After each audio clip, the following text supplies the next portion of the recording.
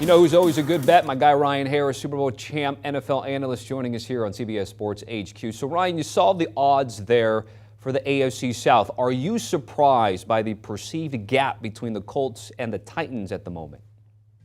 I am. I mean, you look at it, the Colts haven't been to the playoffs since 2020, and they lost that wild card game, whereas the Titans were there just last year on the precipice of going to the Super Bowl if it wasn't for Joe Burrow and the Cincinnati Bengals. But then, Tommy, you look at what the Colts did in the offseason. Yes, they got Matt Ryan, but they also got Stephon Gilmore. Can you believe it? Adding him to a roster that already has Darius Leonard, that's an amazing defense. Leonard, who, oh, by the way, still had over 100 tackles while battling ankle issues all season long. This team is built to win. Hats off to the GM, Chris Ballard of the Colts. I think he's one of the best in the NFL. And these Colts have made a statement in the offseason. But I was a little surprised that the Titans, who have been there to the playoffs just last year, did not get that number one spot by the sports books. I'm glad you brought up the defense because they brought in a lot of additions, although Matt Eberflus, the guy that was calling the D, no longer there. But let's get to Matt Ryan because, of course, offensive side of things is your forte. What do you think the impact for Matt Ryan will be on this Indy team? Well, it will be tremendous. And yes, the biggest impact will be in the passing game. No boneheaded turnovers. An inspiring play will come from Matt Ryan, somebody who has Hall of Fame numbers, mind you. But the other thing that happens, I know from experience working with great quarterbacks, he's going to have an impact in the run game.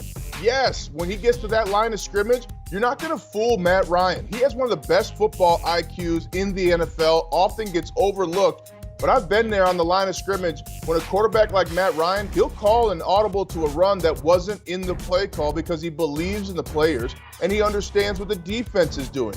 So yes, that turnover number should come down. They absolutely should make the playoffs. But with one of the best running backs in the NFL, MVP snub, Jonathan Taylor, he is going to be able to direct Jonathan Taylor to the right hole behind that fantastic offensive line led by Notre Dame graduate Quentin Nelson. So Matt Ryan will impact the pass game, but the run game as well, and that's going to help sprint those Colts to the playoff. You had to throw in that Irish reference. I get you, boy. I see that. All right, so it's great, too, because ever since Andrew Luck, they've gone Phillip Rivers, they've gone Carson Wentz, and now another veteran and former MVP in Matt Ryan. On the other side, we're talking about a team, as you mentioned, number one seed, would look like they were on the track to get to the Super Bowl, and now they're not even favored to win the division. So I want you to fill in the blank here, Ryan. Malik Willis, the rookie, will be the Titans starter week blank. Week 1 of next year. Hey, hats off to Malik Willis getting drafted, getting to Tennessee. But one of the things that he's going to struggle with is just being able to be accurate with the collapsing pocket. The good news is that they said, and teammates said, that Malik Willis has been able to change his arm angle and really impress them with his athleticism. That's huge for short quarterbacks. Malik Willis listed as that 6'1". He needs to be able to throw around those linemen that he didn't have to throw over in college.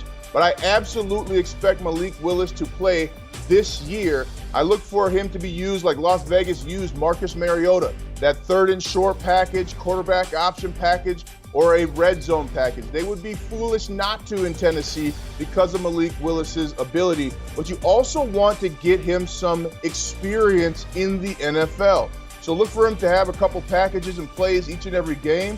But Ryan Tannehill has done the mental work this offseason. He's done everything he can to keep his job and to improve, to be the reason why they win, not lose. And for that reason, I believe Malik Willis will be the starter week 1 of next year. Week 1 of next year as the starter, but we could see him on the field this year. And again, Tannehill under contract for the 23 season, which we just showed the cap hit there. All right, better season, Davis Mills or Trevor Lawrence, both guys having a tough time at it last season.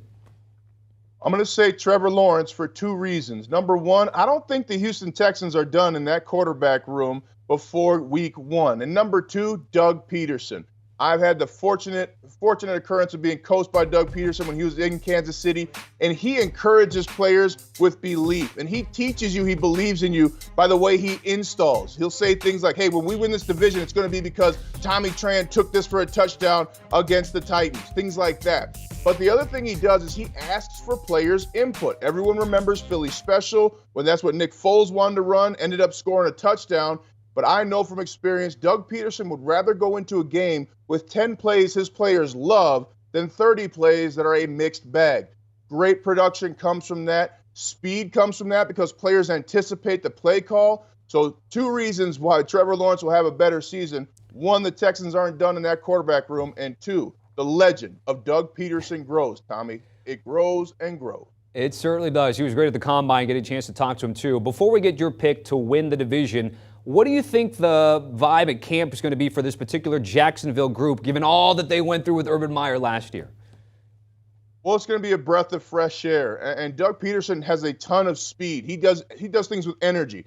He installs. He'll be walking around the room, and boom, we're going to throw it over here. And then he'll kind of jog across the room to point out where the receiver is. So there's a lot of excitement and a lot of fun. The other thing people forget, Doug Peterson played the game. So he understands that players are in meetings for 8 hours in a day. And some coaches don't realize that they just like the sound of their own voice. That's not Doug Peterson. He wants to have fast play and fast knowledge, as he'll call it, meaning that he's going to give you information that you can digest quickly. So it's going to be a breath of fresh air. Hopefully nobody gets kicked either. But I'll tell you what, those guys are going to have fun with Doug Peterson. Let's not forget, he was chugging Johnny Walker Blue as he walked in the locker room after winning the Super Bowl. I'll play with a coach like that, Tommy. All right, here it comes down to this. I don't know if you're brave enough to take Jacksonville to win the division, but if I had to pin you today, who wins the AFC South? No question, the Houston Texans. No, I'm just kidding, Tommy. I think it's going to be the Tennessee Titans. I really do. I love what the Colts are doing, but anytime you add talent like talent like that, Matt Ryan or Stephon Gilmore, you're going to have some issues where you got to figure out that chemistry. Tennessee is on a revenge season. They are upset that they've missed the Super Bowl the last 2 years, and they have one player who has to improve, who's done the work in the offseason to look at himself and ask himself the right questions. So I like the Titans. I wouldn't be surprised about the Colts, but either way, those 2 teams are in the playoffs for me. All right, 2 playoff teams, but only 1 division winner, and Ryan Harris taking the team to go 3 in a row at plus money. Ryan, certainly appreciate it. I want to remind you about the Pick 6 podcast. Goodbye to Heinz Field. Ravens quarterback Lamar Jackson enters a contract year push, and the 5 teams that'll be the biggest surprises in the NFL. Host Ryan Wilson filling in for Will Brinson this time with those 5 teams that will surprise. Do you want a sports network that delivers everything that matters about the game? The highlights, the picks, the instant analysis, no yelling, no fake debates, no politics. Hit the subscribe button and never miss a moment.